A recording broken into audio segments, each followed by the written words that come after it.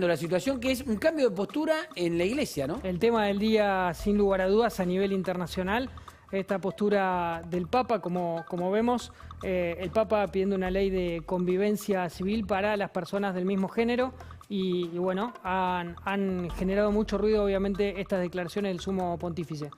Bueno, vamos a ver incluso algunas repercusiones, ¿no? de esta noticia de que llega desde el Vaticano con un cambio drástico en la postura de la Iglesia, histórica, ¿no? Respecto de este tema. Está María Rashid en línea, titular del Instituto contra la Discriminación de la Defensoría del Pueblo de la Ciudad de Buenos Aires. María, buenas tardes, gracias por estar en contacto con La Nación. Hola, ¿qué tal? Buenas tardes. Bueno, ¿cómo tomaron esta información? ¿Los sorprende? ¿Sospechaban que algo de esto podía ocurrir? ¿Ya estaban al tanto de que había hecho esta declaración? Porque en definitiva se trata de una declaración para un documental, ¿no?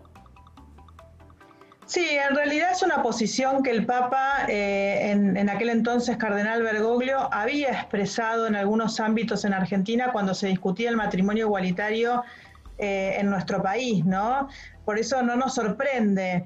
Lo que pasa es que nosotros desde las organizaciones de diversidad sostenemos que la unión civil es una ley de apartheid, que si bien puede ser esta declaración un alivio para muchas familias, porque esto va a habilitar que en muchos países se avance hacia una legislación que reconozca algunos derechos concretos que para muchas familias son fundamentales: poder compartir una obra social, poder dejarle una pensión a tu pareja de toda la vida, poder heredarle a tus hijos y a tu pareja.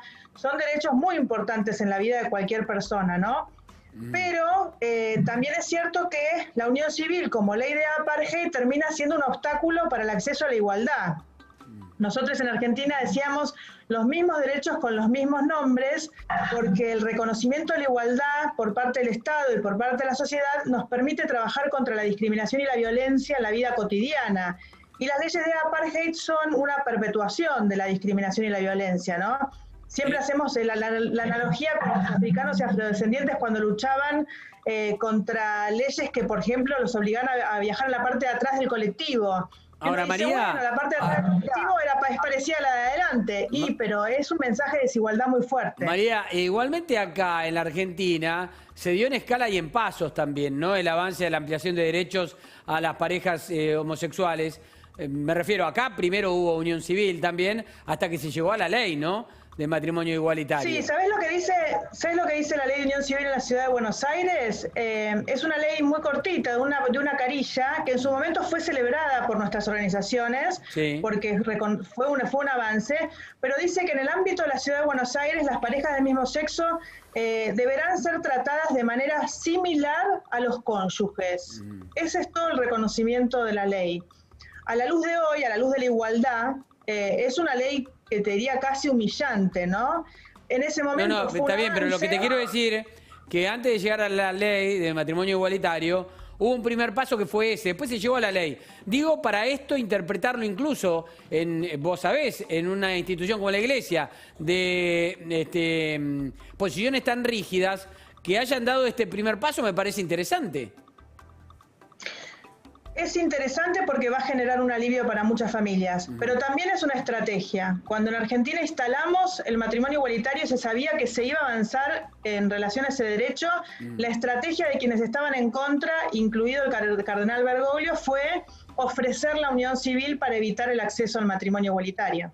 Ahora, María, ¿qué era la expectativa que tenían ustedes, si la tienen o si han tenido diálogos en ese sentido, respecto a la postura del Papa, que es la máxima autoridad de la Iglesia, que, por ejemplo, no sé, respaldara directamente el matrimonio de personas del mismo género? Porque la verdad que parece una situación difícil de que se dé desde la Iglesia, por lo menos, y en este sentido me parece un avance intermedio para ustedes también, de que el Papa pueda expresarse sobre la unión civil así. Por eso te digo que consideramos que puede ser un alivio y un avance para muchas familias. Nuestra expectativa de máxima es que la opinión de la Iglesia Católica no sea relevante para ningún Estado. Ok, digo, ahora se está expresando la autoridad de la Iglesia, la autoridad máxima de la Iglesia a nivel mundial, en lo que parece un paso adelante respecto a los derechos que ustedes reclaman con mucha justificación, digo. Claro, pero es una iglesia que considera que son pecadores las personas que se vuelven a casar, que se divorcian y se vuelven a casar, que es un pecado utilizar preservativos para prevenir infecciones de transmisión sexual o embarazos no deseados, que es un pecado usar anticonceptivos para evitar embarazos no deseados, que obstaculiza el ejercicio de la ESI, educación sexual integral. O sea, no tenemos mayores expectativas por parte de la Iglesia como institución, sinceramente. Sí. Lo que esperamos es que sus opiniones en todos estos temas no sean relevantes a la hora de decidir políticamente el acceso a derechos en cualquier estado. Ahora, María, ¿no te parece que cuando hablabas antes de apartheid, también es como un poco, no estás apartando también ustedes a la Iglesia de este juego y de esta discusión? No, creo que la Iglesia tiene derecho a opinar. Yo no digo que la Iglesia no opine. Lo que digo es que su opinión no debe ser un factor relevante al momento de decidir el acceso a derechos de muchas personas. Si la opinión de la Iglesia fuera relevante en todas las materias en las que opina, no podríamos tener acceso a preservativos para prevenir infecciones de transmisión sexual, no podríamos tener acceso a anticonceptivos, no podríamos divorciarnos, no podríamos volvernos a casar. O sea, la opinión de la Iglesia me parece que tiene derecho a opinar, por supuesto, pero tenemos que separar la Iglesia del Estado, avanzar en esa separación. Pero por eso, María, pero eso es siempre un obstáculo al acceso a derechos. Eso te iba a decir. Además, más allá que sea o no relevante para quien sea, obviamente calculo que para la gente que integra la Iglesia lo será, o para algunos no, incluso que están adentro de la Iglesia, son críticos de algunas posturas críticas, rígidas de la Iglesia. No, en realidad, ¿no? Claro, pero lo que te quiero decir es esto. Es evidente que para muchos que tienen que tomar decisiones políticas, la Iglesia tendrá una palabra respetable, pero no es determinante, porque avanzan más allá de las posturas de la Iglesia. Lo que digo Ojalá es... fuera así, pero cuando nosotros íbamos al Senado a hablar con muchos senadores, lo que nos decían muchos senadores es que ellos estaban de acuerdo con el matrimonio igualitario, pero que desde los púlpitos de las iglesias les decían que iban a hacer campaña en contra de estos senadores si llegaban a apoyar el matrimonio igualitario.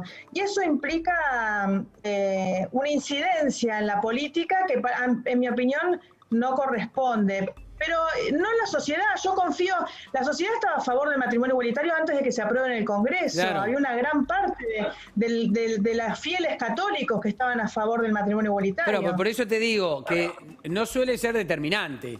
Por ahí a lo mejor puede ser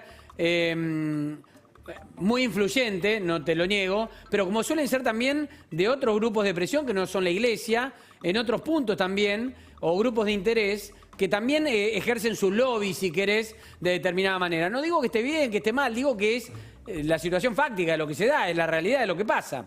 Pero lo que yo quería saber es, o preguntarte en realidad es, ¿y qué preferís? ¿Que la Iglesia se hubiese quedado en la opinión anterior, en su posición anterior? No, por eso creo que es un alivio para muchas familias y me parece positivo que se haya avanzado en ese sentido.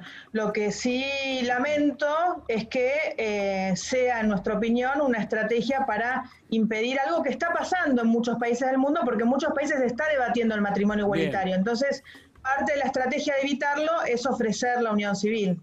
Bien, perfecto. Queríamos escuchar tu opinión, María. Gracias, Gracias a ustedes. Chau, hasta luego. María, gracias. Otro de los temas de la tarde lo vamos a tratar con Damián Nabot, nuestro compañero, que es el tema de las